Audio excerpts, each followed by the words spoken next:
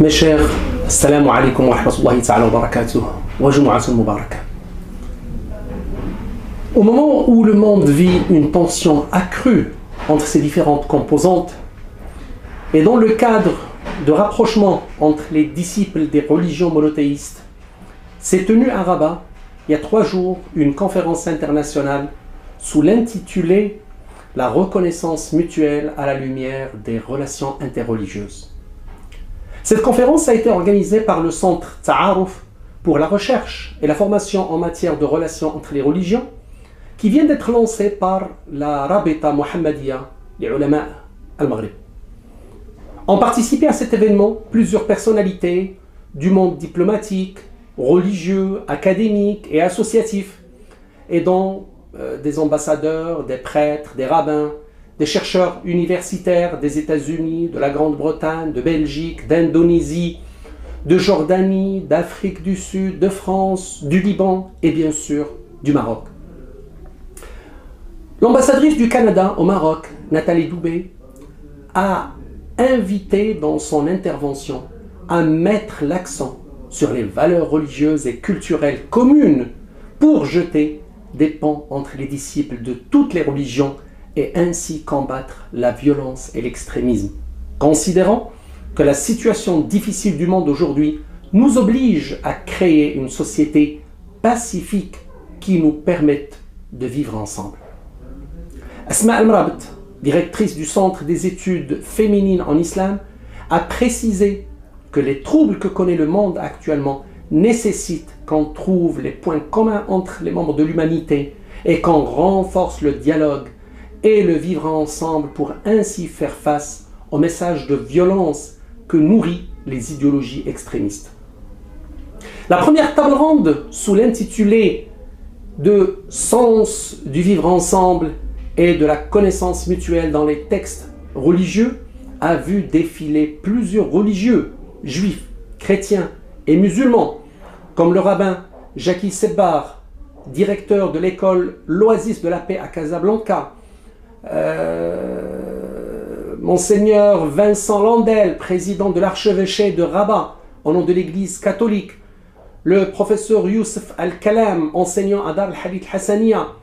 la représentante de l'église protestante au Maroc, Catherine Smith, et le prêtre Medhat Sabri de l'église anglicane au Maroc, et qui ont tous insisté sur la position officielle des religions monothéistes pour qui l'ouverture et l'acceptation de l'autre sont importantes et indépendamment de la foi, de la couleur et de la race, tout en argumentant à partir des textes sacrés. La deuxième table ronde a permis aux experts et aux académiciens de plusieurs pays d'intervenir pour renforcer ce sentiment d'appartenance commun à l'humanité et de l'urgence de faire face ensemble à cette vague d'affrontements, de violence et d'extrémisme qui sévit et compromet l'avenir de l'humanité. Lors de la création de ce centre qui dépend de la Rabita Mohammedia des Ulama du Maroc, le secrétaire général, son secrétaire général, Dr Ahmed Al-Abbadi, a précisé que la mise en place de ce centre au siège de la Rabita s'inscrit dans le cadre de l'encouragement du dialogue entre les religions, ajoutant que cet institut vise à enrichir le débat relatif à la connaissance des textes religieux et à permettre une cohabitation entre les différentes religions et croyances. Le centre a pour objectif de développer la culture de connaissance mutuelle, lutter contre les stéréotypes,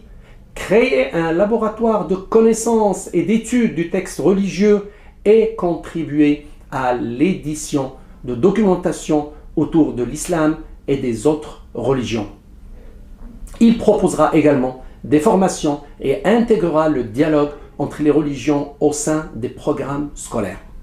Cet institut servira notamment de plateforme aux études et recherches scientifiques en matière de dialogue entre les religions, de lieu de coopération avec les organisations et les centres de recherche nationaux et internationaux, ainsi qu'avec le monde de l'art et de la culture et la société civile. Il favorisera également les formations universitaires au sujet du rayonnement de la culture de la connaissance de l'autre et initiera les conférences et des congrès nationaux et internationaux. Et c'est ce genre d'initiative qui renforce la position stratégique du Maroc en tant que terre de dialogue, de respect et de vivre ensemble entre toutes les composantes de l'humanité. Fraternellement et à vendredi prochain, Inch'Allah.